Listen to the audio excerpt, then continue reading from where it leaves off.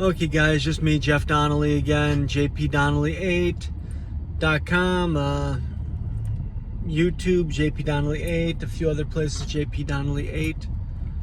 Okay, so, as you've been probably following, I've still got that one case open in Springfield about not turning in an expired firearm license. Yeah. So they want to throw me in jail for 2.5 years for refusing to turn in an expired license. But then again, the Springfield Police Department didn't say it was expired. They actually lied and said it was a valid license. But, you know, from this video or the other videos, you'll realize that it doesn't really matter because the government lies, and lies. And they get away with it because they're the government.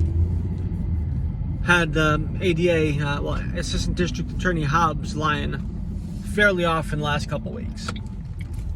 I haven't been posting about the last 2 times that I went to Springfield District Court about this incident because, you know, like looking at the first, you know, like the one before was some really not nice person, not nice judge, who also used to work for the district attorney, the assistant district, the district attorney in Hamden County. You know, so she was just treated me completely with disrespect. But whatever, shit happens. So, you know, like if you look at this though, the last time, Judge McKenna, Judge McKenna. I was before him like 3 separate times that like last Friday, last Friday, 3 separate times before him. And he's like this.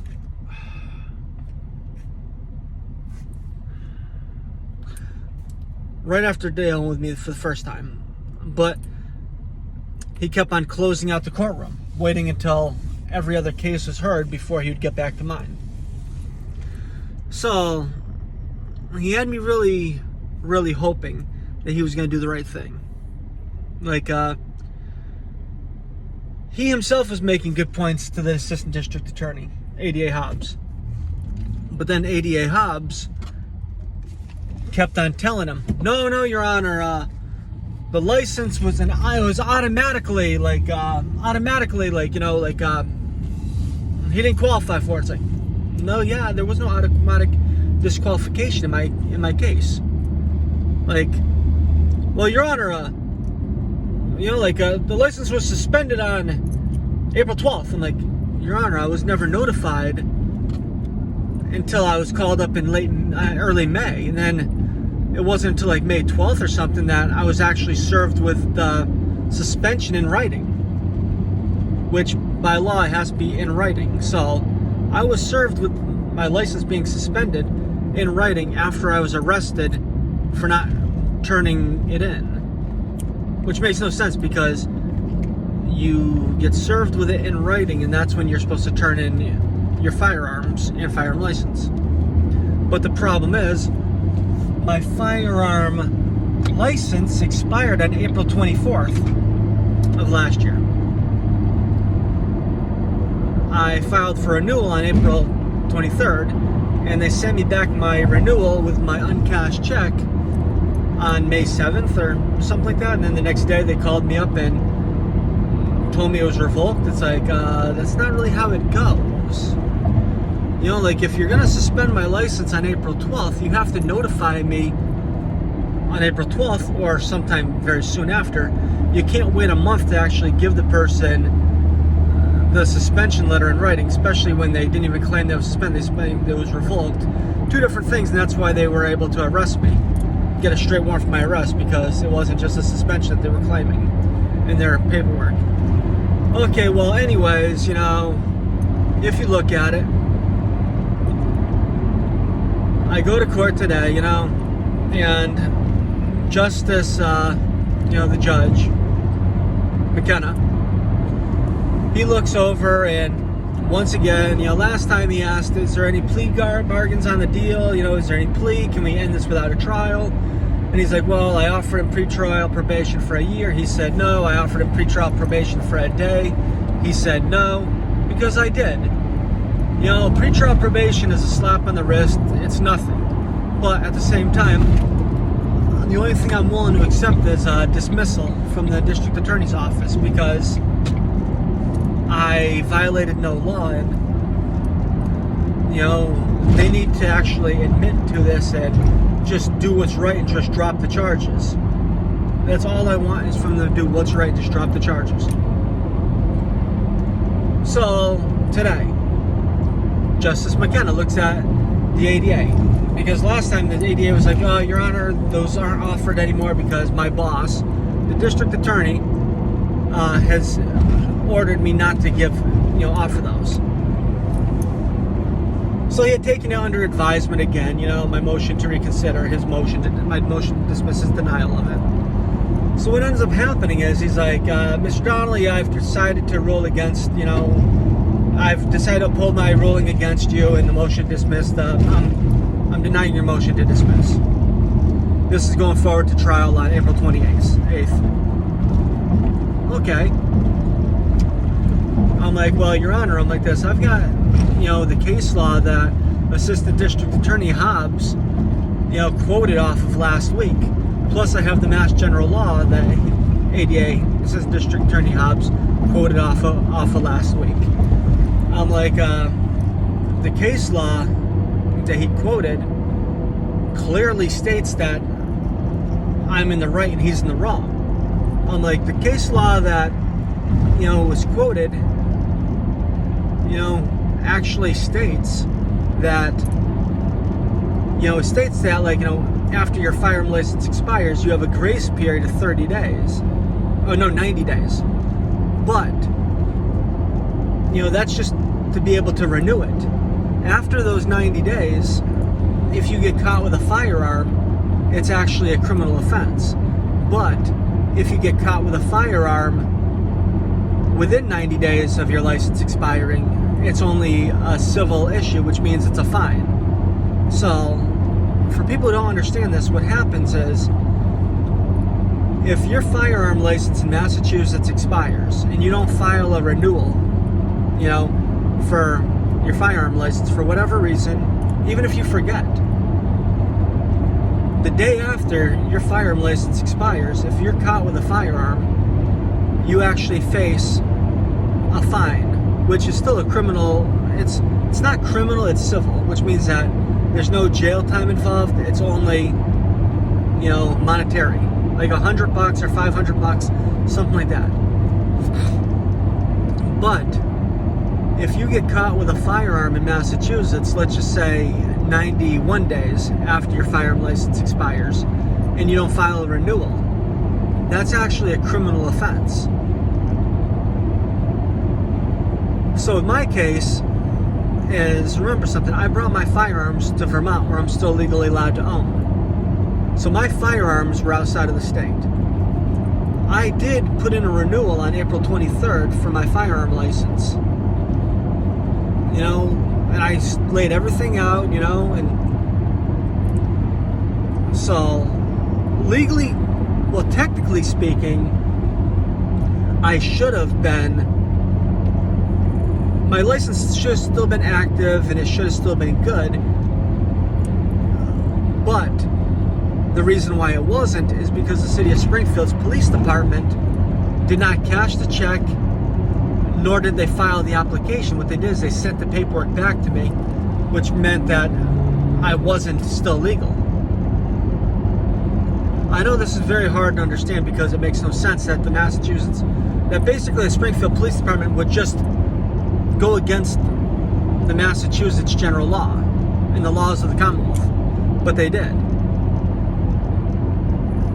So also what I found out is that, with a suspended license, I wasn't able to renew until the suspension was over, which meant that the license was expired by that as well. So what we're looking at right now is we're looking at a corrupt legal system where the judge is just doing whatever the hell they want to do, and they don't care what the law says that they have to do or what they should do, or what's called case law dictates that they should be doing. You know, like, there is no way in hell that I should be facing these criminal charges right now for not turning in an expired firearm license, because that's what it is at the end of the day. It's an expired firearm license. It has no value, no youth at all. It's expired. The only way for that license to still have been in effect, even as an expired one, was if they would have sent me back a receipt for the cash check with all the other paperwork that they give, you know, like saying that the license is in the process of being renewed. Then I would have still been legal. Then they would have actually been able to order me to turn in the expired license along with the receipt. It's pretty simple what Massachusetts law is in this regards. If you don't believe me, look it up. And also Farley. The case that I'm quoting is Commonwealth versus Farley, when it comes to gun, like, you know, licenses and stuff. And the reason why Farley was even a case is because the person renewed their FID card, firearm identification card, but they were caught with handgun, like a revolver or something like that. And what happened is they said, well, my firearm license expired. Well, the problem was that it expired like 2 years ago for Farley. And I guess Farley had tried to renew his Class A license to carry, but had been, you know, denied. But it was still over 2 years or something like that it had expired. And that's why they made the law where that gave the 90-day grace period where it's only a civil case, because back then with Farley was trying to get just a civil $100 fee for having a firearm on him, for having a handgun on him, like 2 years or so, or a year after his license had expired. You know, basically it was to say, we're given a 90-day, you know, period where it's only a fine, because we don't want someone to just have a license expiring and having them walk around for the rest of their life with an expired license, and if they get caught, it's just a fine. So that's the whole thing with Farley. It doesn't give an extension of 90 days automatic on your firearm license to be still valid, because if it did, your firearm license wouldn't expire on your birthday. It would expire 90 days after your birthday, because just like any other license or anything else, it just makes sense. If something has a date that it expires, that is the date that it expires. It's no good after that date. But anyways, the judge, you know, he was scratching his head. He really wanted to rule in my favor. He really wanted to. But at the end of the day, you know, the judge didn't have the balls, the cojones, the self-respect to actually do what was right and dismiss the charges. Because when you work for a corrupt system, you work for a corrupt system. And Massachusetts is, in fact, a corrupt system when it comes to a lot of things. You know, when you have any state where just about 100% of the elected officials are one political party, whether Democrats or Republicans, and judges are not elected but appointed by these politicians who have the power, you know, this is just what you have. You have corruption. And I could have made this go away by taking the pretrial probation of 1 day, but instead I'm risking everything. I'm risking 2.5 years to fight this during a jury trial on April 28th in order to fight for what I believe is right. A lot of people say, I'll fight for that, or I'd fight for that, or, you know, why are you standing for this? Why are you accepting this to happen to you? It's like, but then again, when it happens to them, most people just back away and they cower away, and they, at the end of the day, a lot of them do what's right for them, because a lot of times it's easier to just take the slap on the wrist than it is to actually risk 2.5 years in jail. I'm risking 2.5 years in jail over something I was offered a 1 day of pretrial probation to end. You know? And now I guess they've changed it to a continuance without a finding that they're willing to offer. Once again, I'm not accepting it. If I didn't accept 1 day of pretrial probation, I'm not accepting a continuance without a finding. I believe wholeheartedly in what I'm saying. My firearm license was expired on April 24th, which means that on May 7th, I did not have a firearm license. And then they waited until May 12th or May 17th or something like that, until I went down to the police department and demanded that they give me in writing. This is the revocation letter. You'll see the videos back of my interaction with the Springfield Police Department, where I demanded that they give me the letter revoking my firearm license. It's like, I was charged with a crime for not giving you my revoked license. Give me the letter saying that my firearm was revoked. And what did they do? They gave me a letter saying it was suspended until the Palmer case was over, and they're like, well, we suspended on April 12th. It's like, okay, well, why did you not contact me on April 12th? Why didn't you contact me at any time in April? Not even in my application that they sent back to me did they even say that my firearm license was suspended. I only found out that my firearm license was suspended when I went down to the Springfield Police Department and demanded a copy of the letter. You know, they charged me with a crime when they were in violation of the Massachusetts general law.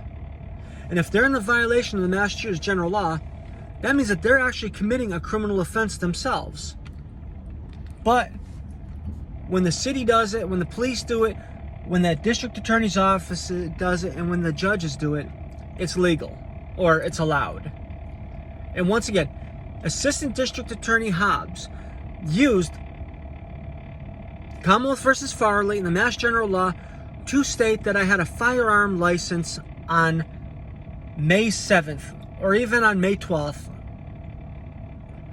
They used these cases to show that I had a firearm license after it expired on April 24th. And when I went down there today and showed the judge Commonwealth versus Farley, went to show him the Mass General Law, he says, I didn't take my denial on, I didn't take in consideration Farley.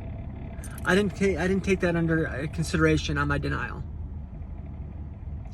I'm like, you're telling me that you expect me to act and to know everything that the district attorney knows, everything a lawyer knows. I'm a pro se litigant handling this jury trial on April 28th. I'm a pro se litigant.